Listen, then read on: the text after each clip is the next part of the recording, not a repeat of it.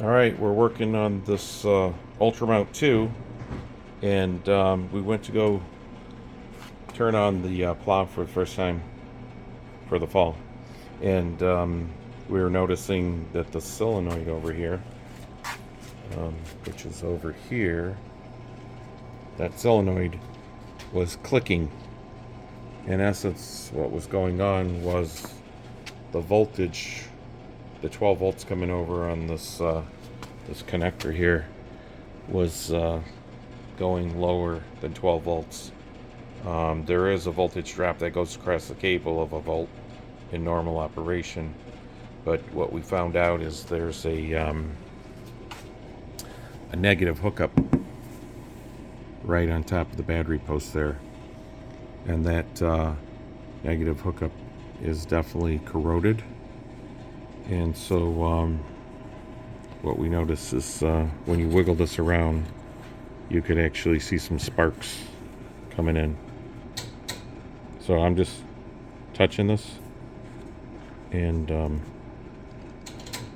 right now I can hear the solenoid start to chatter. I want to see if I can get this to okay, maybe you can hear that.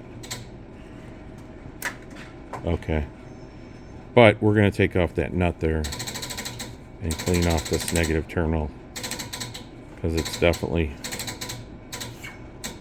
independent on a foreground, coming down to the whoa, there's a nice spark there. So there's a bigger cable on here. You got the little ones, but this bigger one is carrying all the current down to that pump, and then it's feeding this there's a relay module down here that controls the solenoids and the pump motor. But anyway, on this debugging, we tracked it back to the battery, and we're going to clean that up, and that's what's going on with this repair. So when you get a flaky ground, strange things happen, to your solenoids and pump motor solenoid. Hope you like the video. Please like, share, and subscribe. Thank you.